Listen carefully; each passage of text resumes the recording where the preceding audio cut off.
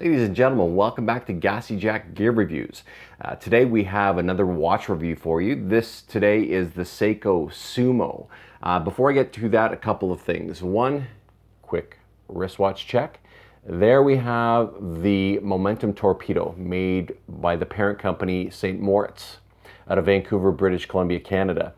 This is a really nice watch at a fantastic price. It's a quartz watch, and I know quartz is not for everyone. I prefer automatics and mechanicals, but quartz, I believe, do have their place. And this is one that I really like, and I can't see myself getting rid of. There will be a video on that if it's not already out. Check it out if you can tolerate a quartz watch and you want something good quality for a great price. Also, I'm going to drop this down here. I do want to go through some talking points. I'm not going to read through these, but these are some watch talking points that I want to keep consistent. You can kind of read through there and kind of see what to expect. There's my high tech. It almost looks like the Star Wars intro, doesn't it? There. Anyway, so without further ado, we have the Seiko Sumo. This one is often called the Blumo due to its blue dial and bezel. And I will tell you right now, I have a couple of modifications if you haven't spotted them already. One is the crystal times crystal that is slightly domed and ever so gently blued. It's got a blue AR, and to be honest, I don't know why they call it AR. It doesn't seem to have much anti-reflective properties, but it has a slight blue tint. You can kind of see that around the edges. And a little reflection there, you kind of see the bluing. The other modification that I have is the Bezel Insert. And this, I got this off of eBay, and I want to say the guy who produces them, the name of the company, it's only on eBay at this point in time of the video anyway. I think it's called like fully loomed bezel inserts. Pretty sure that's what it's called. Seems to be really good quality. It's thick. It seems to be better quality than another one I had for my SKX, and for the life of me I can't remember. And you know what? This glove is not doing a great job at polishing this thing so you can see how shiny it is, because it's really good. It's really nice. Anyway, and it's loomed. Those numbers and pip and everything are loomed. They're not the same quality, and they're not the same color of green, or shade of green, I should say, than those markers. Everyone knows who knows Seiko. Seiko makes some of the best loom on the market, if not the best loom. It's great loom. These markers, these outer markers on the bezel, they do their job. Loom wise, I'm not going to turn all the lights off because I'm going to fumble around and mess this whole thing up. I've already started this video about 6 times already, just stumbling around, so you know how this is if you've made videos. But anyway, on to this. This is the SBDC033. This is the generation after the original Blumo or Sumo. That was the SBDC003. Now it's the 033. JDM model, Japanese domestic model.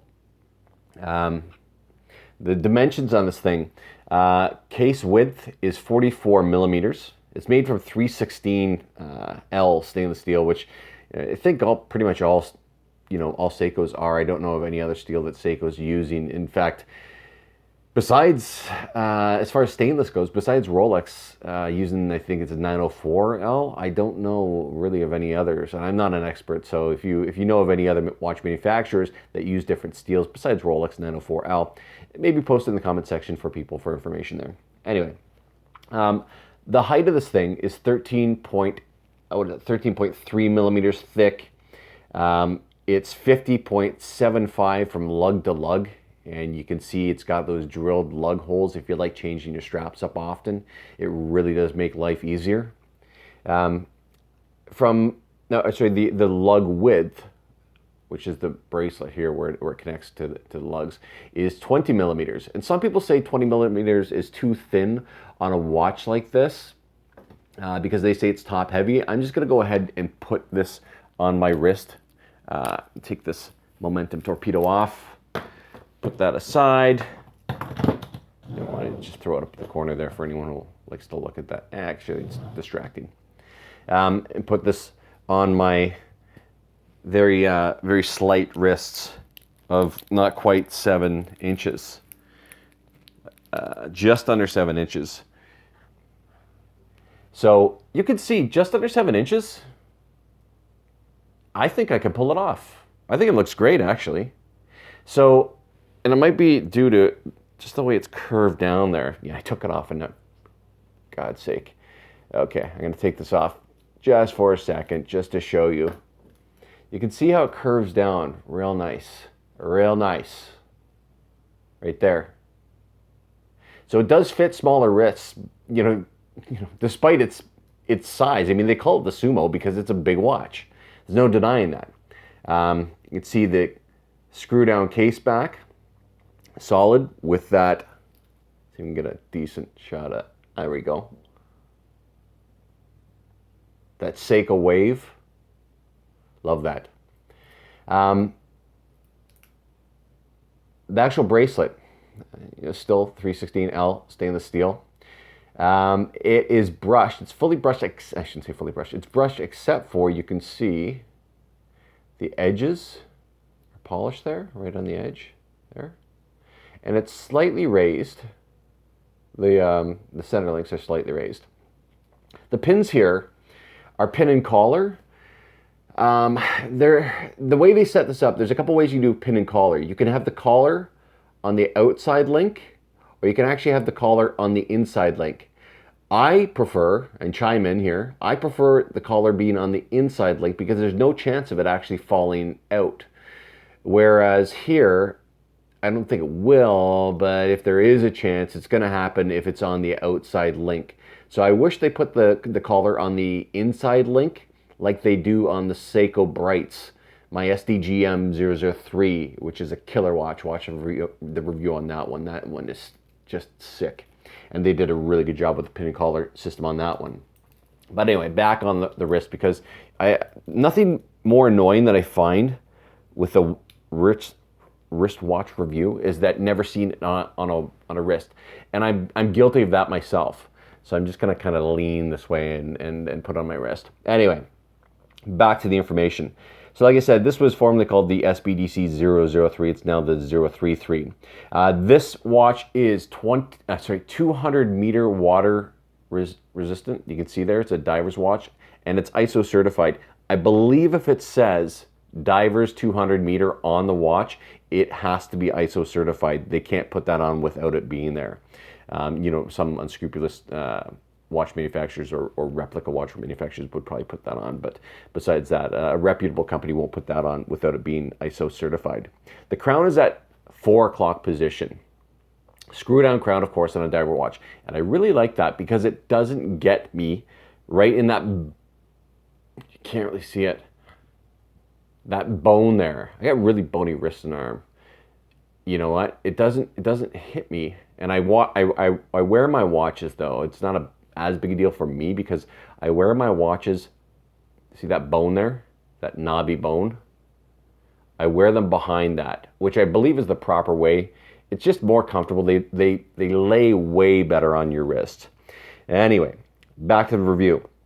The movement, 6R15 movement, 23 joules.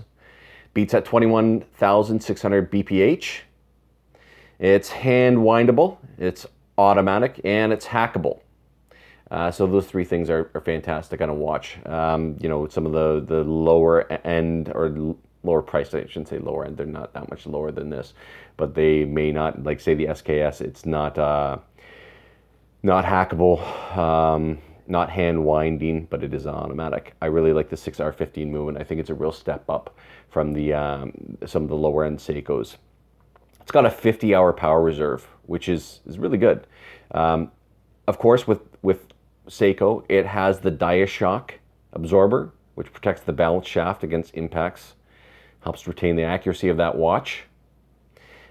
Speaking of accuracy, this one is supposed to get plus 25 seconds to minus 15 seconds per day. This one, I did have it tested because I was going to try to have it regulated. The guy said it's not worth doing.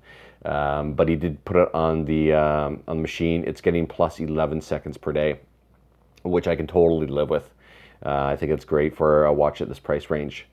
Like I said, the dial blue with applied Lumibrite circular markers surrounded in stainless steel, and a triangular one at the top. And the bottom there, you see kind of a, I don't know what you would call it, almost a triangle on the 9 o'clock and the 6 o'clock position. Got a date window at the 9 o'clock position.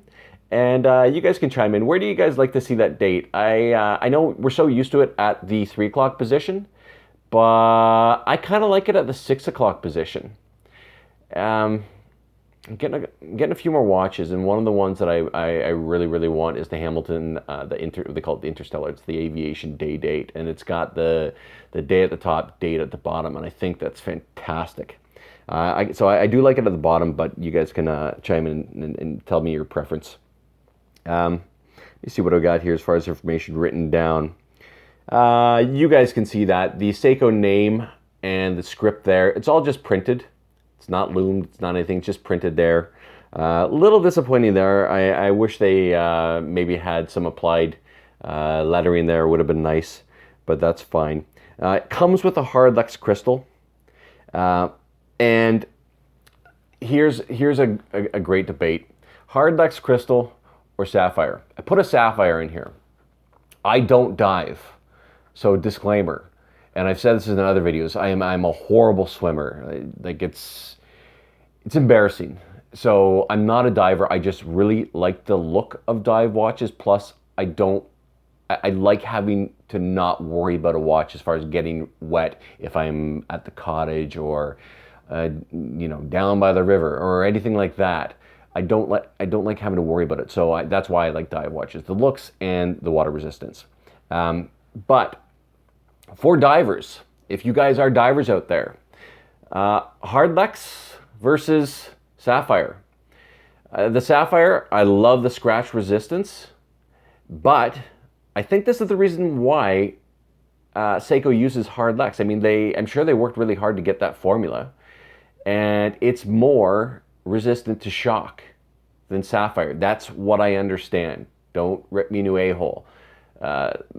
Friendly chatter in the comments section, but I believe it's more shatter resistance. And I think that's why they don't use a lot of sapphire crystals in their watches, regardless of what watch you get. I mean, you can get some higher end watches there. I think the Marine Master, which I love that watch. What a great design that thing is. And people complain about that watch. The number one complaint I hear about that watch is, okay, a watch at that price range, why not sapphire? I think that's the reason why.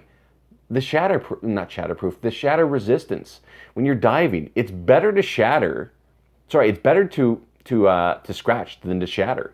And that's where I think hard Lux has sapphire beat. And I might be completely out of my mind because, like I said, I haven't tested these things, but that's what I've read and that's what the testing that I've seen, that's what it kind of says.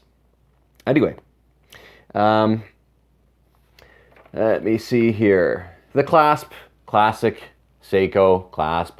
You know what? This is not an expensive watch, but it's not a cheap watch. It's more expensive than a Turtle or an SKS. And it's kind of at that price range where I kind of think it should have a milled clasp, but it does the job. It's a no-frills Seiko clasp that does the job. I mean, you're not going to break this thing, the clasp. I don't think there's any, you're not going to do anything with this watch that you're going to break the clasp any more than I think, a milled clasp. But it just looks nicer. It makes you feel better about yourself and your purchase, I suppose. So that's my thought on that. We talked about the pin and collar system. Let me see here. I'm just reading down the list. Bear with me here. Ideal use. Well, obviously diving. But I do think this is a nice casual watch. And I don't know what other people think of divers, if you kind of look silly wearing them around town or not. I know that the sub The Submariner is obviously popular in almost all occasions. I don't know if it's because of the prestige, the fact that it's Rolex. I wear this thing, out. Like I said, I'm not a diver, so I wear it on all other occasions. I don't beat the hell out of this thing. I don't beat the hell out of my watches. The watches that I beat the hell out of are cheap, cheap, cheap, cheap, cheap. Like Casio F91W. I beat the hell out of that thing. If I'm working out at the gym, I don't even take my G-Shock to the gym, because I have a better option. If I'm going to beat the hell out of something, I'll take the $15 watch. So anyway, that's where I stand on that. I think this watch does look great in all seasons, though. You could fall, with a nice sweater or something like that. That would look really nice. Price, MSRP on this thing, $675 USD is the MSRP. Of course, whoever pays that? No one. The common online price for this is about $450 to $500 USD. And you can find even better deals than that. Used market, it's all over the place. If you're going to buy something to not ever lose money on, and if you're going to flip watches, then always buy used. It's the smart thing to do. But if you're going to keep it forever, buy gray market. Pay the gray market new price and keep it forever. The competition and comparisons. Where do I begin? It can be compared against any dive watch, and most accurately compared to other Seiko divers, I think, particularly in the Prospex line. Let me tell you though, the reason I'm looking at the Rolex Explorer 1 and not the Submariner right now is because I own the Sumo and I don't feel like I have a void in the diver watch arena. Chime in. What do you think? I say that, and I'm going to be getting. I want a Rolex, and part of the reason I want a Rolex is because it's Rolex, and it's silly of me. And some people are going to chime in and go, "Don't waste your money. It's way overpriced." I know it is, but it's one of those things I'm going to keep forever. I'm going to pass it down, stuff like that. I've never inherited like a nice watch or any watches, to be quite honest. And I'm really into them, and I have been for quite some time, but I've only gotten into them in the last year or so, to be quite honest, as far as acquiring several watches. I've always had a watch on my wrist, growing up, even as a kid, all throughout my life. But I'm just getting really into it. And when I get into something, I go deep. And so if you're getting deep into watches, you naturally gravitate towards your Rolex as probably one of the number one brands. I do have an Omega Speedmaster Professional. Love that thing. I'm going to be getting some higher end ones that keep their value. Better than most other watches, and I'll be passing those down. So I don't mind putting money into something that it's kind of like sitting in the bank, and that bank account's going to go to someone else when you die. That's fine with me, and I get to enjoy it for the rest of my life. That for me is a good investment. Enjoy something and don't have it go down that much in value and pass it on to someone else. Fantastic. Value, overall impressions of this watch. I think it's an excellent value in the diver category. It's got some nice finishing touches on it. Like I said, the polishing. You can see some polishing on the chamfering there. You got brushed the tops of the lugs there. Chamfering's polished, and then more brushing. You can see it's beat up a little bit there, but it's my watch. Excellent movement, I think. Chime in. What do you guys think of the 6R15? I hear some people trash talk it, and I've heard some people that had bad experiences with it. I don't know if that was just early on, but I've got a couple. Well, I think three. Yeah, I have 3 6R15 movements, and they're doing real good. It comes with the hard Lex, which I think, like I said, is actually better for diving, but I'm not a diver. I think it's a really nice dive watch that doesn't break the bank. Watch that anyone can wear with pride. I don't care if you have Rolexes or high-end watches. I think if you wear this watch, it's going to get respect for anyone who knows watches. There's always going to be those people who hate on it because it's not a Rolex or it's not, you know, no, I'm not going to say a Patek, but maybe a Royal Oak Offshore or something like that. But value proposition, fantastic watch. You can wear this thing with pride. What do you guys think?